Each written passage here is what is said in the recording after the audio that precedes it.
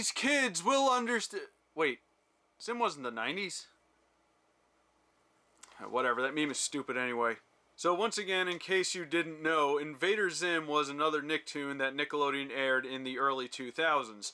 It was about an inept alien invader come to try and take over Earth, who's constantly being foiled by an inept human who is the only person that knows his existence. Basically, the joke was that everybody in the show was stupid and terrible at everything. Unfortunately, at the time, it didn't do very well in the ratings, and a lot of parents didn't really like it because they thought it was too extreme and too violent for a children's program, so it eventually got canceled. Yes, it got canceled from Nickelodeon for being too extreme. But just like with a lot of shows, it eventually found its audience over time, and a lot of people really love the characters, the art style, and of course, the quotable lines. And my god, did this show produce a lot of quotable lines. And it did spawn a lot of merchandise, and there was a time where you couldn't walk into a Hot Topic and not find a ton of Invader Zim stuff. In fact, I think if you go into a Hot Topic now, you could probably still find something. I haven't been to one in a while, so I don't know. I just assume it's there. I would dare say Invader Zim was one of Nickelodeon's biggest merchandise producers, at least until they got Ninja Turtles. And a lot of the dedicated fans really wanted the show to make a comeback, and I'd say it did deserve it after, you know, how rough of a time it had on the air.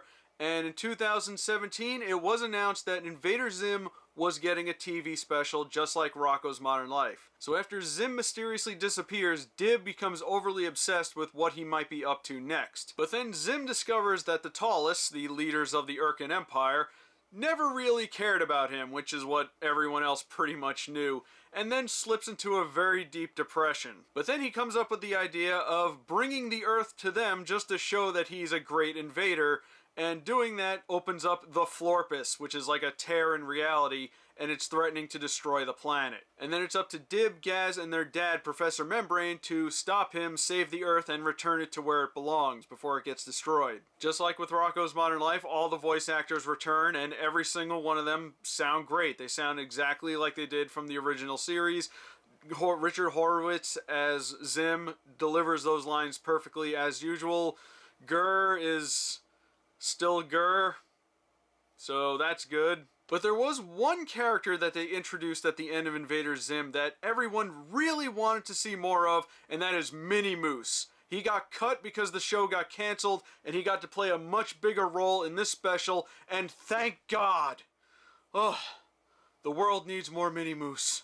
And let me just say, the most underrated character in the entire series has got to be Professor Membrane, because everyone focuses a lot on Zim and Gurr and whatever, but when Professor Membrane delivers a line, it is hilarious. And there's one particular moment in this special where it was just absolutely perfect and hilarious. I love Professor Membrane. He definitely deserves a little bit more credit. The animation itself was very good, although it was noticeably different from the original series. With Rocko's Modern Life, it seemed pretty one-to-one.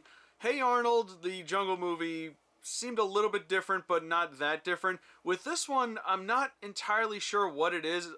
Things just seemed like a little bit off-model, like maybe like a different color shades and stuff. I also noticed that this version of Earth has blue skies and seemed kind of nicer than in the original show, and that just seemed kind of odd and out of place. There were also a lot of style changes throughout the special because the Florpus was a tear in reality, so things got kind of crazy. Although at the very beginning of the special, they did this sort of like an anime style opening, and I thought that was kind of funny because I know Jonan Vasquez is a big anime fan, and I really like the style of that.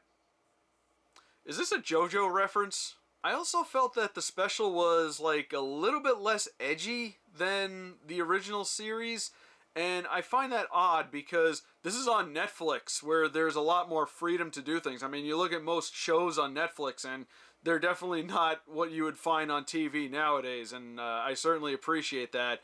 And I do think that it was a huge missed opportunity to not push the envelope a little bit more. I was also kind of hoping they would follow up on a few plot points from the series, and yes, there were some things that they could have followed up on, like Keith, that kid that was Invader Zim's friend for a while, because they were going to bring him back in another episode, but unfortunately that never happened because the show got canceled. I would have liked to seen Tak come back as well. They did have her spaceship in the special because Dib had recovered her spaceship in the series, and we got to at least hear her voice, but I really liked Tak. I think she was like the only competent villain the show ever had. I would have also liked to see something done with the Eyeball, you know, that mysterious organization that was established in the series.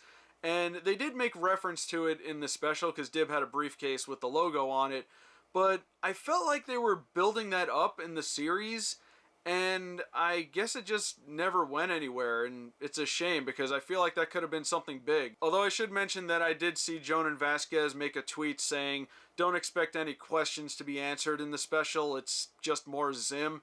And you know what, at the end of the day, I guess that's perfectly fine. But yeah, I really like this special. It was hilarious, and I think it fits with the series very well. And once again, just like I said in my review with Rocco, I love the fact that Nickelodeon really does care about their older programs and are willing to, you know, occasionally bring one back for the older fans.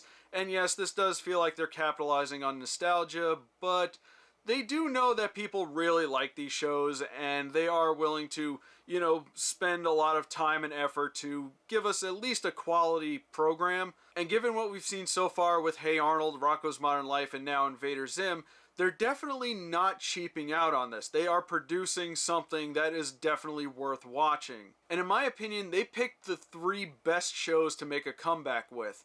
And I don't know if they're going to do any more. I have heard that they're trying to reboot Rugrats. I personally don't really care that much for Rugrats like most people, but I do know a lot of people really like it. And you know what? If they're willing to put this much quality in their programming again, then I'm all for it. But that's all I got for Invader Zim Enter the Florpus. Leave a comment below and let me know what you thought of it. And what other Nicktoon do you think deserves a comeback? My name is Rob, and have a wonderful day. Filthy humans!